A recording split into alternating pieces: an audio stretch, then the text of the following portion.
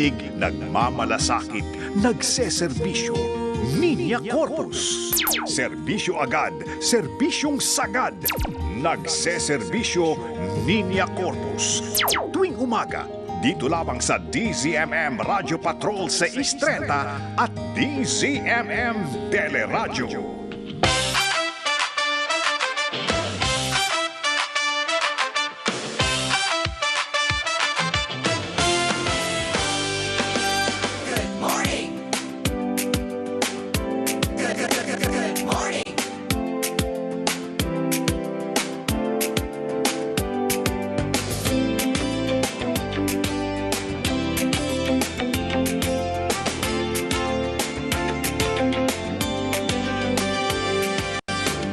Nakikinig, nagmamalasakit, nagseserbisyo. Ito po ang nagseserbisyo Ninya Corpus.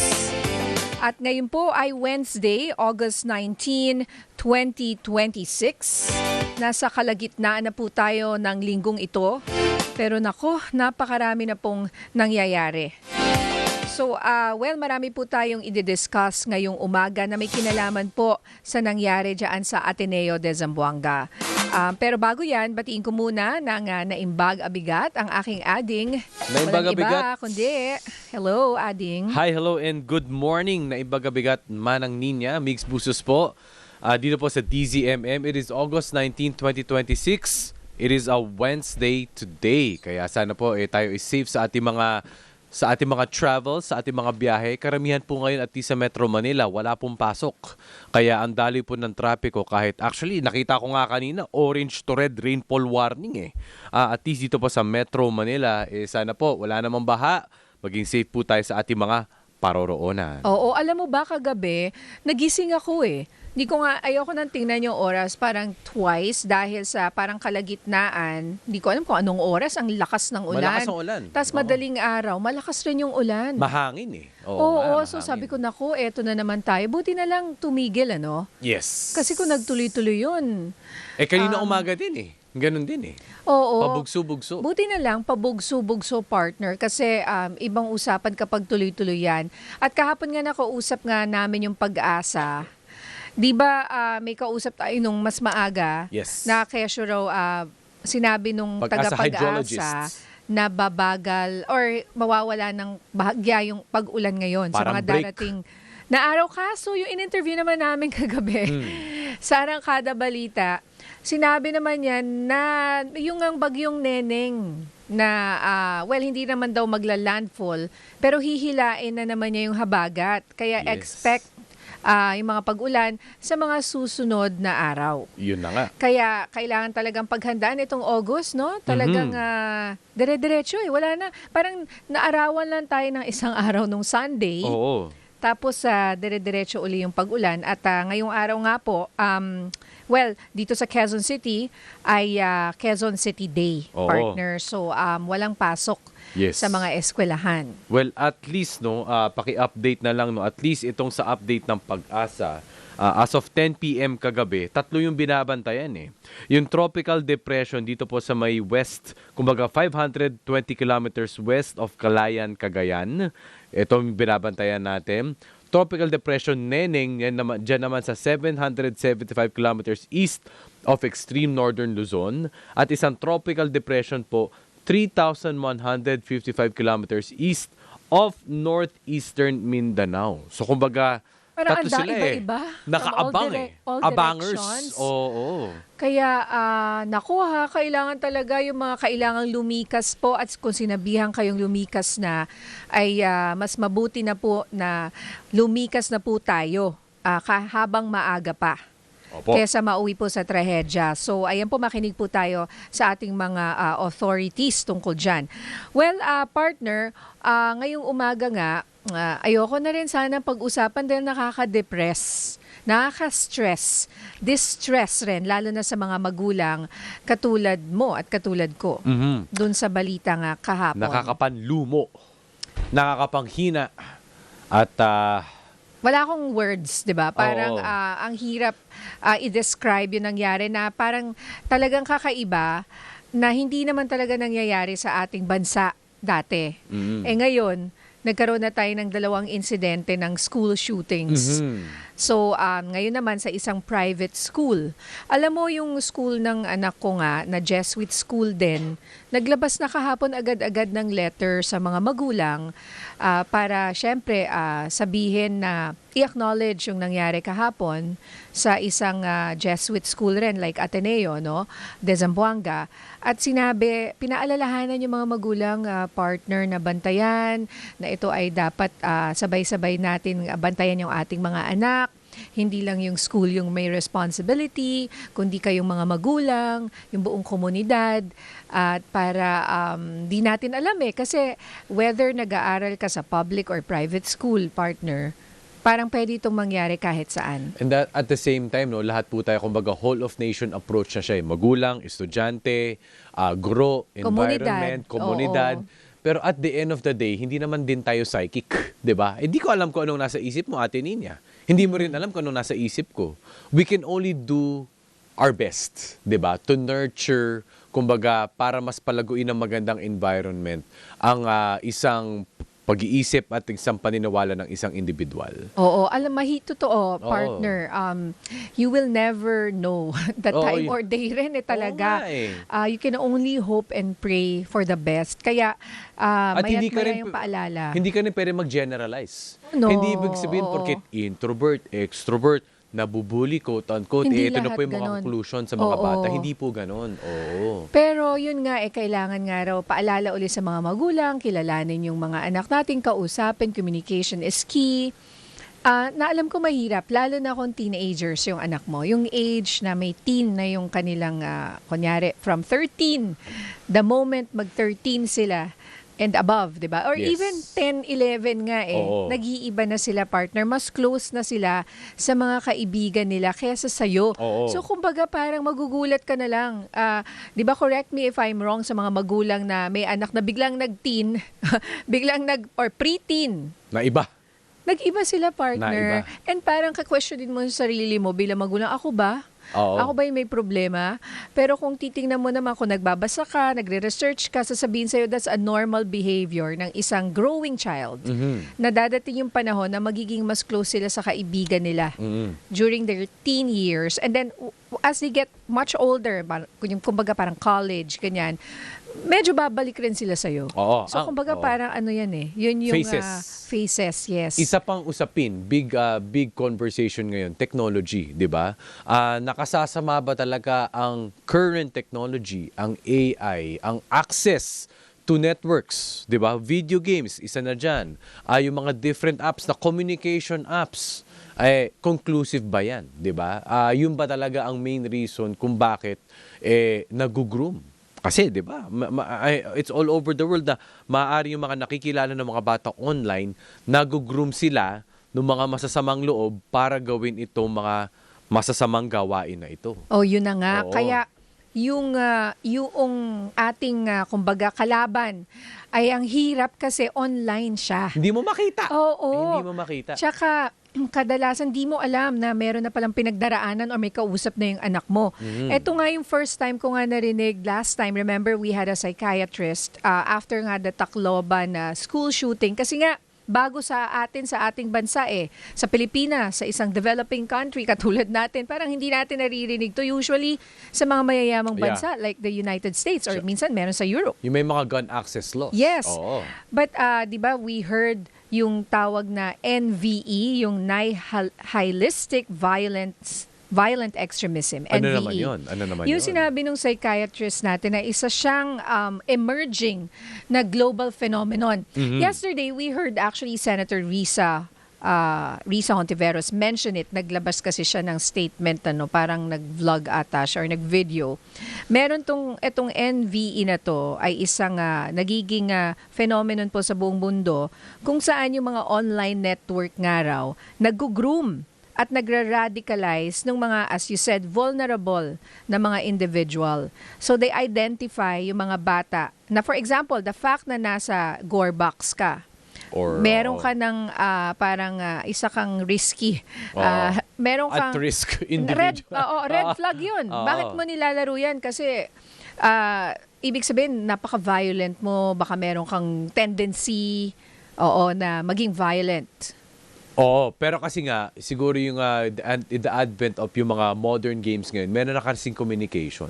Yung mga traditional games, may communication din naman, pero ito lang, mga ganitong panahon natin nakikita na nagta-translate siya sa totoong buhay na gusto nilang gayahin. Oo, kasi sinaunang panahon, may video games naman eh. Oo. 'Di ba? Pero bakit ngayon, 'di ba? Kasi very, very realistic yung mga video games ngayon. Pero isipin mo, di ba, ikaw rin naglaro ka rin ng very realistic. Oo naman. Na parang puro blood and gore. Oo. Pero hindi ka naman violent sa It stays totoong in the buhay. video game. Highlig mo Oo. lang siya, pero yun lang yun, video game lang. Kasi, sabi nga nila, partner, wala ka namang problema masyado sa buhay. Kumbaga, hindi ka vulnerable. Kumbaga, hindi ikaw yung type na tao na madaling mag-groom or ma-radicalize or ma-brainwash.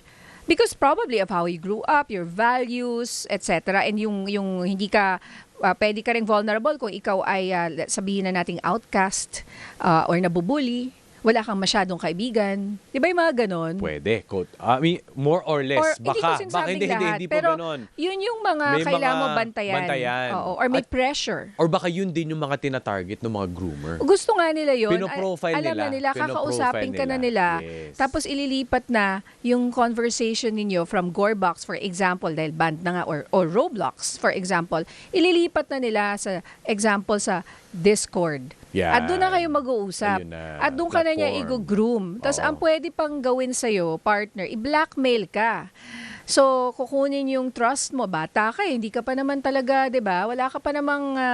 Oo. hindi ka pa ganun katalino, Oo. di ba? Hindi pa na-develop Or yung brain mature mo. yung pag-uutak. Yeah, hindi ka pa mature. And so, minsan, nabablackmail sila, partner. Nagpapadala sila ng mga masiselang video. My golly. Diba? And then, pagka sasabihin ng groomer, okay, para gusto mo ipalabas ko to, Ayun. pero kung hindi ko to, kung ayaw mong ipalabas ko to, gawin mo to. Batuhin mo, sirain mo yung sasakyan. Oo, ganun. Di ba minsan nagtataka ko, ba't itong mga batang to, for no reason, nang babato, nang sisira? May nangyari recently sa Davao, bigla na lang sila hindi ko rin alam kung, hindi ko kino-conclude na sila ay nag-groom. Pero minsan may mga sitwasyon or pangyayari na hindi mo maintindihan, ba't bigla Ba't na lang ganon? nang gugulo tong mga batang to. Maaaring, isa rin yun dun sa mga pinapagawa ng mga groomer nila. Oo. Bago yung pinaka-violent kung saan sasabihin sa'yo ay mamaril ka. Yeah. Oo. O Ang hindi- ending, yun yung pinaka-ano na Oo. nila. Yes, Oo. pinaka-end goal. At bukod dyan, syempre mga content online na naglaganap na nga ang AI for the good, marami ring for the bad. Dahil ang ating question of the day, paano po ninyo nalalaman kung peke ang isang post? Share mo na po yan, 0919-278-3000, DZMM Radio Patrol sa Istrenta sa Facebook at DZMM Teleradio sa YouTube. Oo. Tapos yun nga, partner, di ba tinatanong natin, ano kaya yung motibo noong bata kahapon kung bakit siya namaril? Marami po tayong haka-haka naririnig. May mga mahirap magsalita kasi kesyo yung bata matalino, under pressure, baka nape-pressure siya. So yun, parang makikita mo, may motive, baka may kagalit siya or meron siyang nakaaway or whatever, di ba? Or reason kung bakit siya, let's say, bumabagsak or, di ba, hindi ganun kataas yung grades, whatever. Pero yung nihilistic, violent, extremism nga, partner, iba siya. Iba siya. Wala siyang goal. Wala siyang lang. end goal, hindi siya. 'Di ba? Kung yung iba may end goal na ginawa ko to dahil ito yung motibo ko. Mhm. Yung end goal ng NVE, partner, Yes. wala lang. Gusto lang niya ng pure chaos. Wala kang purpose. Gusto lang niyang mag-collapse yung society. Galit lang sa mundo. Kasi nga, baka maaring it stems, sabihin natin, yung proponent, di ba, yung nanggugroom, baka yun din, cycle lang, ganun din sila. Trip lang nila. Oo, kaya Oo. dahil ito yung naging experience ko dati, ito ang bawi ko. Ito ang ganti ko, quote. Oo. So, gagawin ka nilang ganun. Oo. Theory lang po yan, ha? Theory lang po, ha? Hindi po Oo. kami nagko-conclude, ha? Hindi Oo. ko ito sinasabing yung nangyari kahapon, Oo. but this is like a global phenomenon nga na nangyayari sa iba't ibang bansa. So kung yung iba walang goal and walang purpose, ang tawag nga raw doon yung NVE, Nihilistic Violent Extremism, na I'm sure in the coming days we will hear more of it because we have to be aware. Kailangan po tayo maging aware kasi nakakatakot 'yon, 'di ba? Yung wala kang purpose kundi hasik ng lagim. And they Yun lang say, yung gusto mo. ang pinakadelikado is yung taong nothing to lose. Yes, dahil wala nga siyang purpose na sa buhay. But anyway, mamaya, para pag-usapan pa natin yan ng mas malalim, makakausap po natin ang isang psychologist and psychometrician partner. At isa ring professor. And then after po niya, makakausap rin naman natin ang isang professor from the University of the Philippines, Department of Journalism, para paalalahanan tayong mga taga-media or kahit sino man yung mga nagsishare ng mga video, paano ba natin i-handle yung mga ganitong very sensitive information and videos. Kasi di ba yung Philippine Psychiatric Association naglabas ng statement, wag daw nating i-share, i-delete nyo na lang kasi baka ito mapunta sa kamay ng mga, yun nga, vulnerable na mga bata or individual and gayahin nila. Baka isipin or cool ma-inspire pa sila. Oh, yun na nga. Oo. So, yun po. Mamaya, makakausap po natin yung ating mga isang professor from UP at isang psychologist po para explain po sa atin yung mga nangyayari sa paligid. Alright? Ang oras po natin, 11:19 ng umaga. Magbabalik po ang nagseserbisyo, Nina Corpus at Migs Bustos.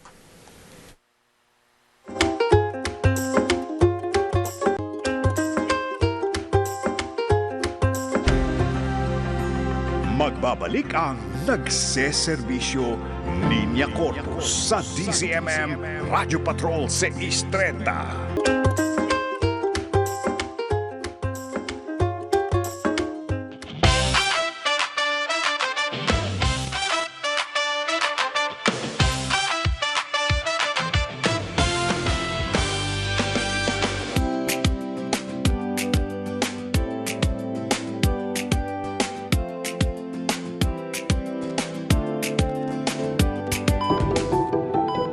Gusto mong gumaling? Gusto mong gumaling?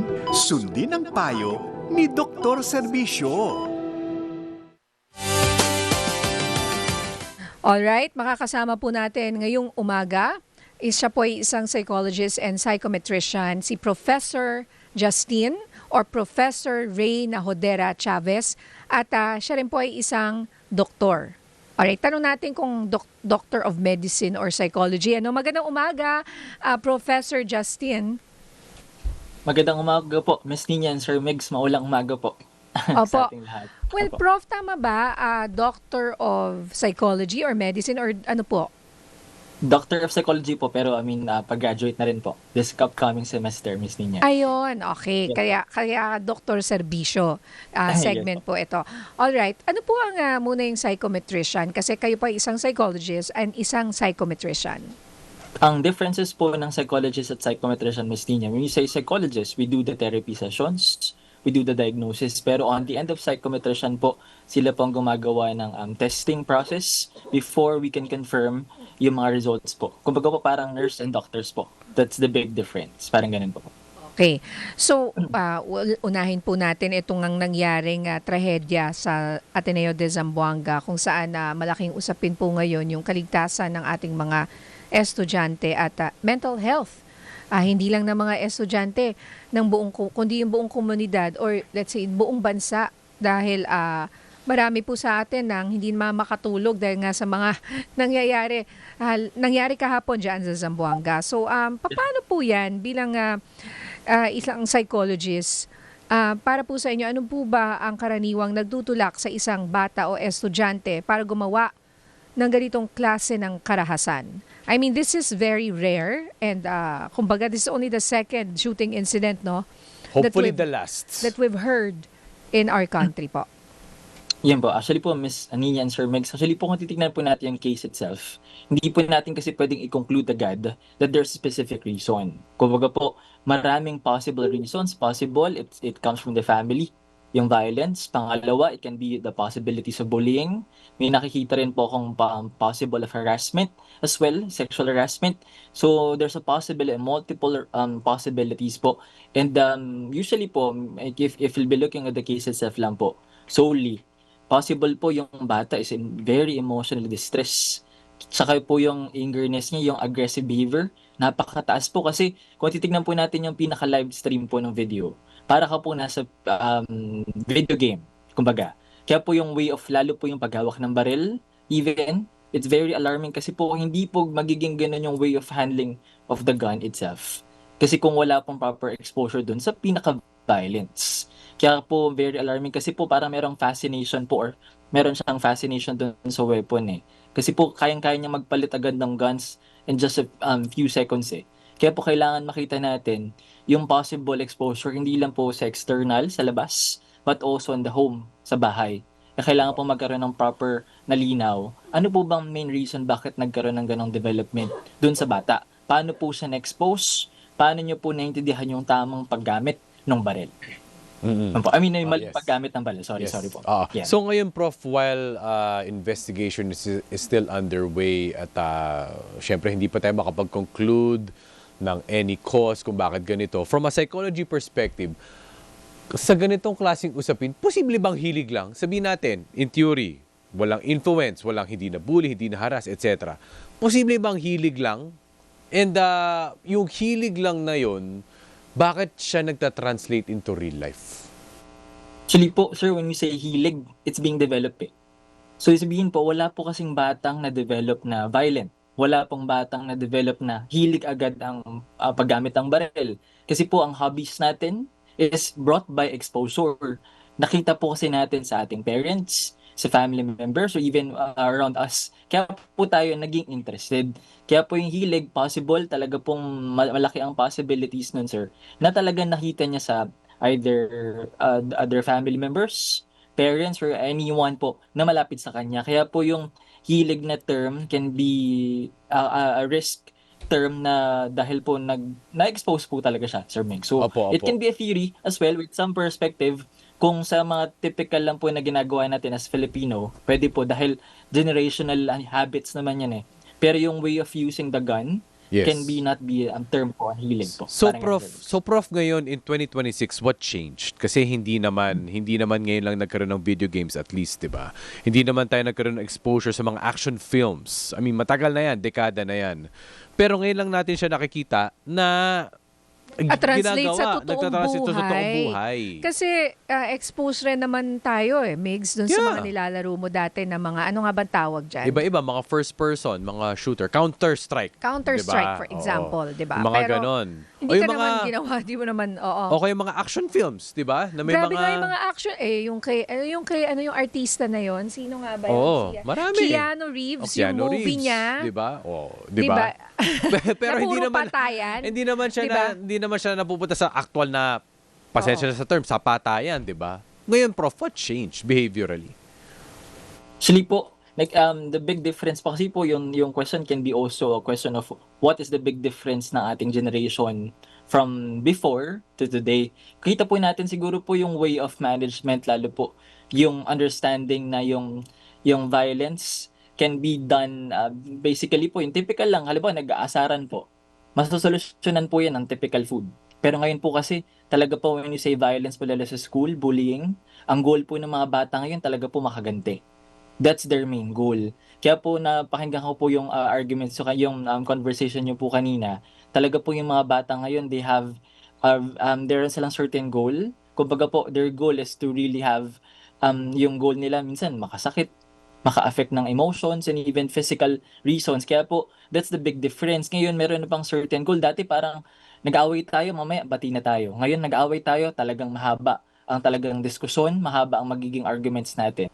So that's the big difference po ng behaviors ng mga bata po. Again, it's not to generalize, pero as we can see, the kids these days po, yun po ang nakikita natin. Yung Opo. behavior tends to be aggressive at some point. Yan po. Yes, and all right. So, ang isa ko pa pong gustong itanong ay yung topic about the NVE na mahirap pa rin intindihin para sa marami sa atin at bago sa aming pandinig. Can you explain this NVE na nagiging phenomenon sa buong mundo, hindi lang sa Pilipinas, kumbaga nangyayari siya sa iba't ibang parte ng mundo? Actually po, when you say NVE, ito po yung emotions natin. Halimbawa po, takot po tayo. Lalo po ito po kasi is brought by trauma. Kasi po yung NVE and also known as negative valence emotions, ito po yung effect sa atin, lalo po yung takot, fear, typical na galit po natin emotionally, hindi lang po sa sarili natin but also to other people as well, and even yung consistent po na lungkot. Kaya po because of this NVE, typically, the people or the individual tends to have violent behaviors po. Yun po ang nagiging results sa kanila. Opo. Kaya po, again, ito po yung new term, kaya kailangan po magkaroon pa ng intensive po na pagkaintindi dito. Kasi po ito ay brought by, kaya po siya na term, dahil po sa pangalawa na po. And again, sabi ng Sir Mix, it will be the last po na Opo. shooting incident. Opo. po sa atin. Prof, yung NVE in psychology, ano po ulit siya in psychology? And it's a negative valence emotion. Negative Ah. valence emotion. So iba pa yan. Doon sa sinasabi ko po kanina na nihilistic violent extremism. Yes po. Yung dahil actually po, nag-groom ng mga, 'di ba, mga batang vulnerable online, and the groomer ay maaaring nasa kung saang parte ng mundo, 'di ba? Tapos go-groom ka niya para gumawa Yes. at maghasik ng lagim. yes, Miss Nina, yung nihilistic naman po na violence, ano po yung letter E? Extremism. Oo. Yung po, it's more on the other sides naman po. Yung the envy on the other end, it's more on our emotions naman po. Yung takot, kaya po nagagawa natin yung violence. So, dalawang perspective po siya. Kung Opo. titignan. Magkaiba. Oo, kasi Yes, po. kasi nga yung nihilistic violence extremism po ay wala raw purpose yun eh. Yun yung parang gusto mo lang talagang wala kang goal, wala kang purpose. And parang mas nakakatakot yun. Kesa yung iba, mabuti pa may goal ka para at least may, alam mo, ano bang, hindi naman sa mabuti, but at least may konting explanation ba? May logic. Bakit May mo logic. ginawa itong karahasan na to? Pero pag sinabing kaya nga extremist parang para kang extremist, Oo, di ba? wala. Wala kang goal. Ang sabi dito, pagka nire-research po namin and yung based on the other interviews po, you just want to spark pure chaos and societal collapse. Ano po masasabi nyo doon, Prof?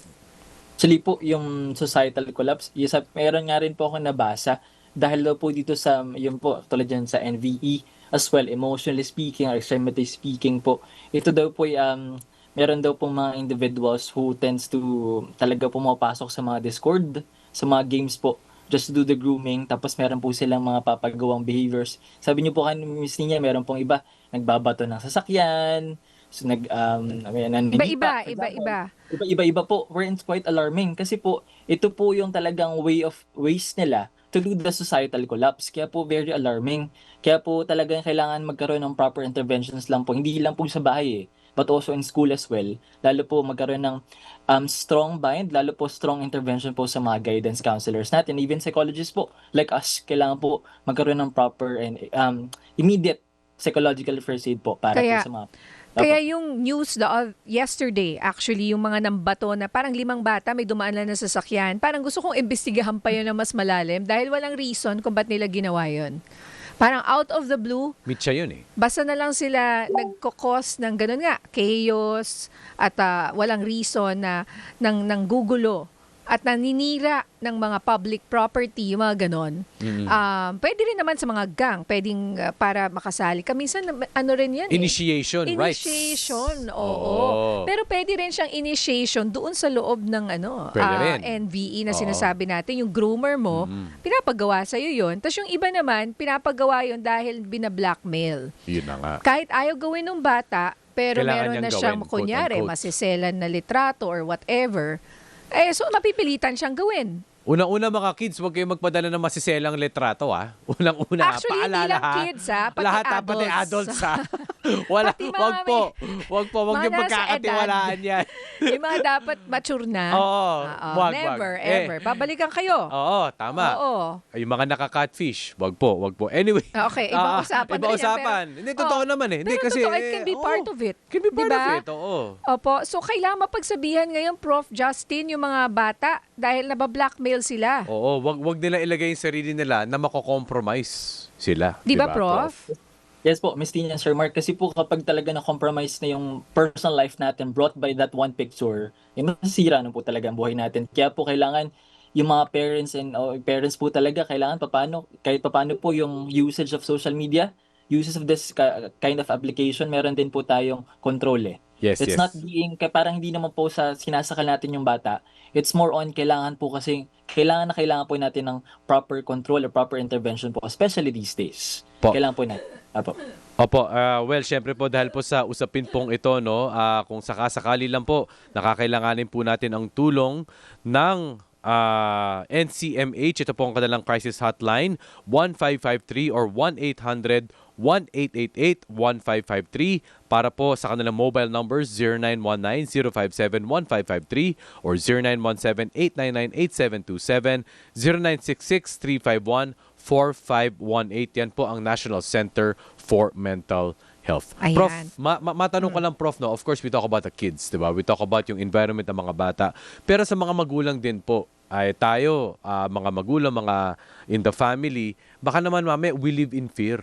Di ba? Baka mamaya, naku, masyado na akong worried. Paano ba ako din mamumuhay bilang isang magulang para to go on with life and kumbaga kahit papano manavigate itong mga Oo. klase ng mga realities na to. I can relate, partner, because napaparanoid tayo. Yeah.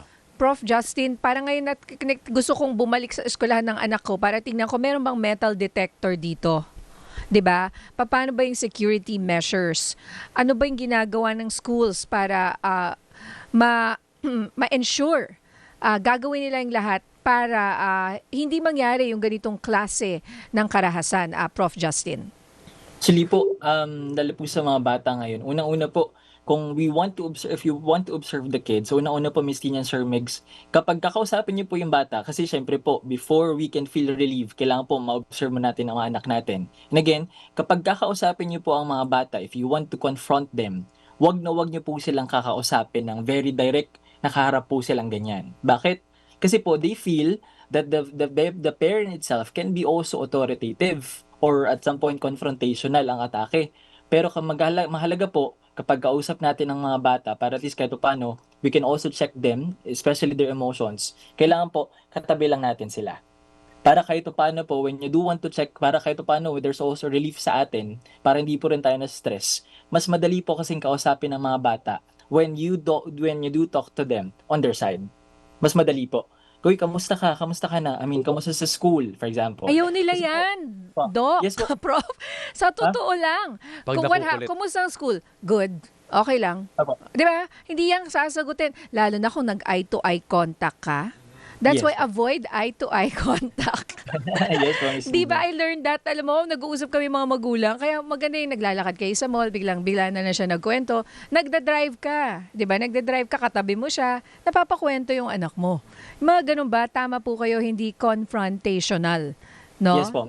Yes, Prof. Miss Nina. Kasi po kapag ganun po ang approach, even yung kahit food po, may kasamang food kapag nag-uusap kayo. Kasi it also interests the discussion. Kasi po, again, kahit ano pong gawin natin to relieve ourselves, kung nag-aalala po tayo sa anak natin, hindi rin tayo makapag-focus. Kaya importante po na mahalaga na through the body language pa lang po, or body posture, nasisimulan na natin how to communicate with them po. Apa. Important. Apo. And ngayon may next question po, dahil nga sa nangyari ngayon at nakikita natin yung kumakalat na video na very, very disturbing and distressing na sinabi nga na wag nang i-share, di ba? Paano po dapat mag-react or paano ba namin ipaprocess yung aming feelings, lalo na yung mga talagang very affected, yung mga estudyante, yung mga guro, sa ganitong klase ng traumatic incident? Actually po, kung titignan po natin ang perspective ng parents, unang-una, don't overreact. Pakinggan muna natin yung mga bata. Kasi po, in the process of psychological first aid, meron po tayong tinatawag na 3 Ls. Look, listen, and link. Ano po yung tatlo na yan? Unang-una, look nyo muna po yung emotions nila. Obserbahan nyo muna po habang nakikinig kayo. Observe how they respond. Natatakot ba? Nanginginig ba physically? Obserbahan nyo muna po. Then listen. Yung tingnan nyo po para medyo may stuttering ba? Tingnan nyo po yung labi even. Tapos tingnan yung link po, yung last linking. Kung hindi po natin makontak agad ang NCMH, for example, nahirapan kayo to reach out or any mental professional, link na po natin sa school. Kasi mismo ang school, even the guidance counselor can link on the authorities. It's for even psychologists po. Kasi po, ngayon ang problem po kasi, hindi alam agad ng iba. Saan nila dadalhin yung anak nila? So kailangan po, kung hindi natin alam, i-endorse na natin sa school na po ang tutulong sa atin. So it can be a good procedure po, Miss Tina and Sir Migs, na pwede nating masimulan kahit paano. So, sa mga magulang po na nakikinig ngayon, paano ba namin kakausapin yung mga anak namin, lalo na yung mga bata? Kasi hindi maiiwasan na pag-usapan, makita sa TikTok, makita sa Instagram, sa Facebook. Paano ba namin kakausapin yung anak? Kasi yung una ko reaction, ayokong kausapin yung anak ko. Gusto ko siyang i-shield na baka hindi naman niya alam. Ayokong pag-usapan. Pero sa totoo lang ay hindi eh. Nalalaman nila in Malalaman one at way or malalaman another. Opo. Lalo na kung kunyari 12 years old yung bata. Paano po namin kakausapin yan sa ganitong klase ng insidente, Prof? Actually po, Miss Nian, Sir Migs, unang-una po, importante rin po that we can also start doing the practice na sabay kayo nanonood ng balita. Bakit po, Sir Migs, Ma'am Nina? Kasi po, usually, kapag ang bata po, typically, kasabay manonood ng balita, again, it's not to force them to watch the news, but also to encourage them. Halimbawa po, may nakita kayo sa TV, sa screen, tapos meron pong isang case na yung bata po na sagasaan, kahit tumatawid naman sa pedestrian lane, for example. Tapos, anong gagawin mo pag ganyan? Wait, iwasan mo na yung paglalagay ng earphone sa pagtatawid. Yung mga ganyan po. Kasi, if you can ask the kid, for example po, on a certain situation kung anong gagawin nila, nag-i-improve po yung critical thinking ng bata. It can also be good practice. And also, pwede rin po natin gawin na, halimbawa po, nahirapan po yung individual na communicate, lalo po yung bata. You can also encourage them na, kaya po sa school, meron din pong pinapractice na merong peer body, kung tawagin. For them to feel secure sa school, may kasama po sila, para at least yung fear nila sa school can also be lessened. So may mga ganyang practices din po. And then pangatlo, meron din pong ina-encourage ngayon, Ma'am Nina, Sir Migs, na bago po mag-enroll ang bata sa school, ina-encourage din po sila na magkaroon ng mental health certificate to confirm and to check yung bata po is mentally stable. Kahit paano po para pag binigyan sila ng mga difficulties or uncertainties na mabigat sa kanila, kaya po nila.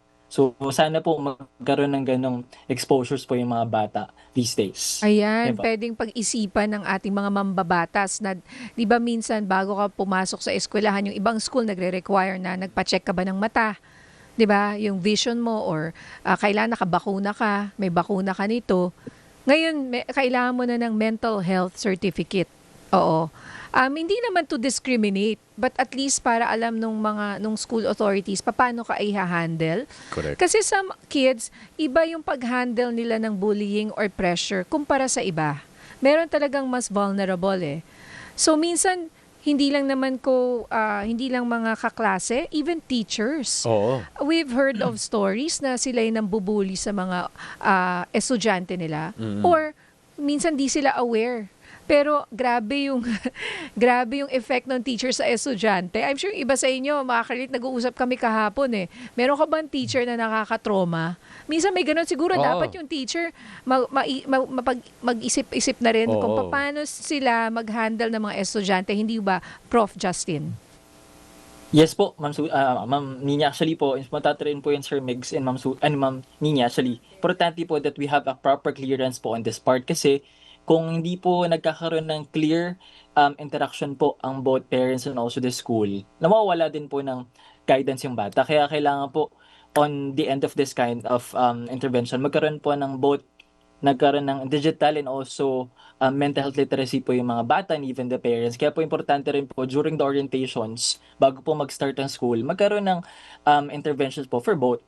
Kaya kailangan po through this kind of presentations or orientations, magkakaroon po ng linaw at kahit paano po may iwasan yung gantong mga pangyayari. Lalo po yung mga shooting incident and even stabbing incident po in some cases. So sana po mabawasan at sana po ito ng huling case naman pag-uusapan natin about this kind po. Sana nga po, Okay. Prof. Justin. Maraming salamat kay Prof. Justin Ray Nahodera Chavez, ang ating psychologist and psychometrician. Salamat po. Thank you, Prof. Thank you, Ms. Nina and Sir Migs. Maraming salamat po. Ay mamaya makakausap naman po natin si Professor Danilo Araw ng Department of Journalism ng UP Diliman. Ang oras po natin, 11:45 or 11:46 ng umaga.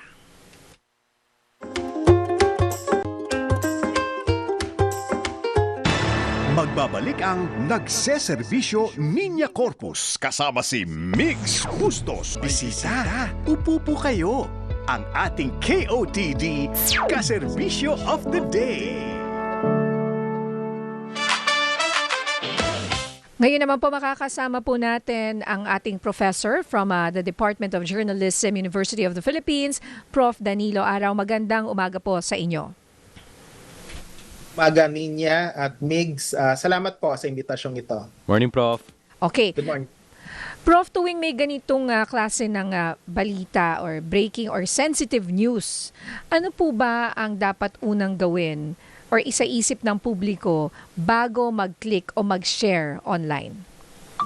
Siyempre, yung sensitivity ng sitwasyon ay nagtutulak sa atin na hanggat maaari, wag sana nating i-share itong Facebook Live o yung body cam footage ng alleged perpetrator kasi nga hindi ito nakakatulong sa paghuhubog ng opinyong pampubliko at nase-sensationalize pa yung issue at yung isang medyo dangerous tendency rin, yung trivialization. Parang nagmumukhang first person shoot 'em up na video game yan. Lalo na sa mga naglalaro ng Doom noong dekada 90. So parang may ganong memories na bumabalik. Ikalawa, yung pagpapangalan sa mga biktima at saka sa mga perpetrator, dapat sana iniiwasan din yan kasi ang mahalaga po rito ay yung circumstansya.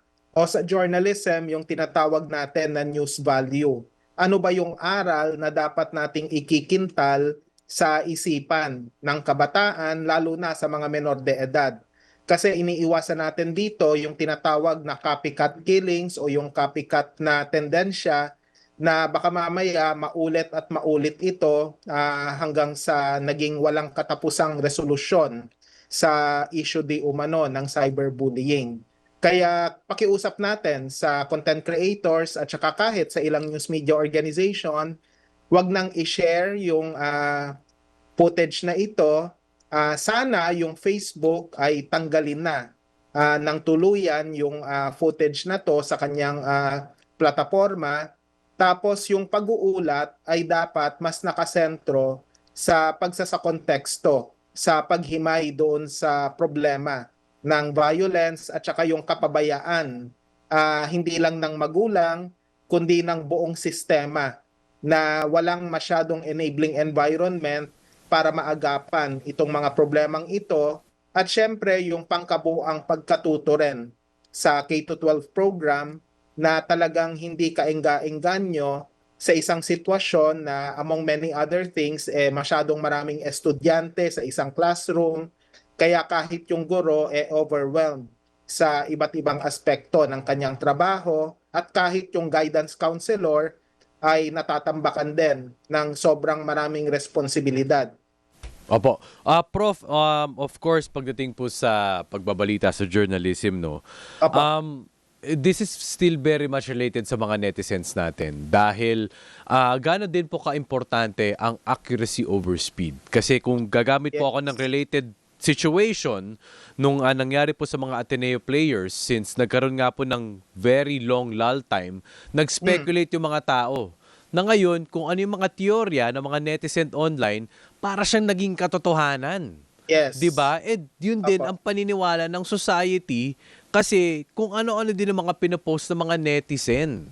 Opo. 'Di ba po, Prof? Opo, magandang punto yan, Migs, kasi dapat talagang paalalahanan yung bawat isa sa atin na talagang dapat na mas mauna nating malaman yung katotohanan bago iulat. May kasabihan sa journalism, we would rather be right than to be first. Yes. Minsan kasi ang tendensya sa ilang mga, hindi naman natin nilalahat, pero yung ilang mga content creators and influencers naghahabol kasi ng engagement at saka ng monetization ng content, kaya mas mainam na mauna. Tapos kung may mali sa kanilang inulat, edi i-delete na lang nila o kaya i-correct later on. Minsan may ganong mindset na okay lang mauna, pag may mali, bawiin na lang. Hindi po ito nakakatulong sa paghuhubog ng opinyong pampubliko kasi medyo ano po yan, delikado. Walang assurance na yung kinorek mong content babalikan nung mga naunang audience na maling impormasyon yung naibigay po natin. Kaya dapat na maging malinaw tayo ron. So maganda yung paalala ni Migs. Tapos yung isa pang usapin dito, kapag hindi kompleto yung datos, ano ang gagawin? Huwag tayong mag-speculate online, Huwag tayong mag-on air tapos magbibigay ng komentaryo na puro allegedly, di umano, chismis at kung ano-ano pa.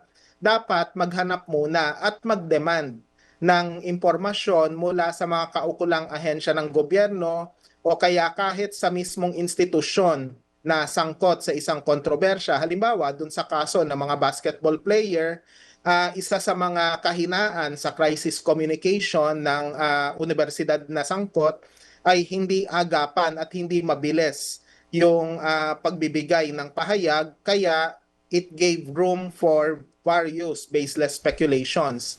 At alam naman natin, pag ang spekulasyon nai-ere, tapos maraming shares, maraming likes at maraming komento, gaya ng nabanggit ni Migs, nagmumukhang katotohanan na yung spekulasyon. Yung opinion, nagmumukhang datos na. Kahit na walang batayan naman sa ebidensya, yung opinion na inilalahad. Opo. Kaya magandang paalala po sana ito sa ating lahat. Tayong lahat, don't get me wrong curious na curious tayo. Ano ba itsura? Ano bang pangalan ng mga sangkot? Yung teacher ba, sino ba siya na nabarel?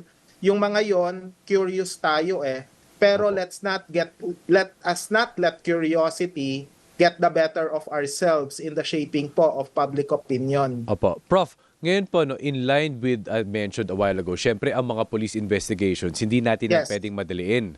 Pero Opo. ngayon, umaandar na ang mundo. Paano po tayo dapat mag-behave hanggat wala pang official results ng investigation? Ngayon, kumbaga, nagsispeculate, usap-usapan, baka Opo. dyan kasi nangyayari yun, sa Actually, kalagitnaan Oo, just to add to that, Prof, I'm sure narinig nyo na kahapon, sinabi na kesyo may 2 security guard pa raw na namatay. Pero ito po ay hindi totoo. So tinanong Yes. namin mismo dun sa mga nag-iimbestiga, wala pong 2 security guard na namatay. Opo. Opo. Actually, Opo. honestly, Ninya, kahit ako nalito rin kasi unang report, 2 yung namatay, tapos naging 4, tapos bumalik sa 2.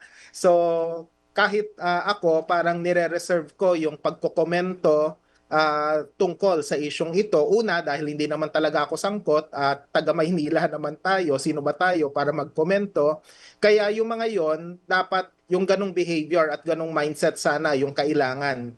At maganda yung binanggit ni Migs, hindi dapat minamadali yung mga opisyal na investigasyon, pero ang mga periodista pwede rin namang magsagawa ng sarili niyang news gathering na obviously hiwalay sa police investigation, pwedeng mag-interview, basta yung datos ay reliable na makukuha natin. At saka syempre, kung mag-i-interview ng minor, ito paalala rin, please lang po sa mga content creator and influencers, siguraduhin na the people we interview are in their right minds. Kumbaga yung kanilang yung composure ay more or less nasa posisyon sila para makapaglahad ng kanilang saloobin. Tapos, ito isa sa mga importanteng guideline po sa reportage sa journalism na pwedeng gamitin ng mga influencer. Pag minor po, dapat may gabay ng magulang. At in fact, dapat nga nagpapaalam muna sa magulang, pwede po bang ma-interview yung anak nyo kasi ganito, ganyan, kasi mahalaga siyang source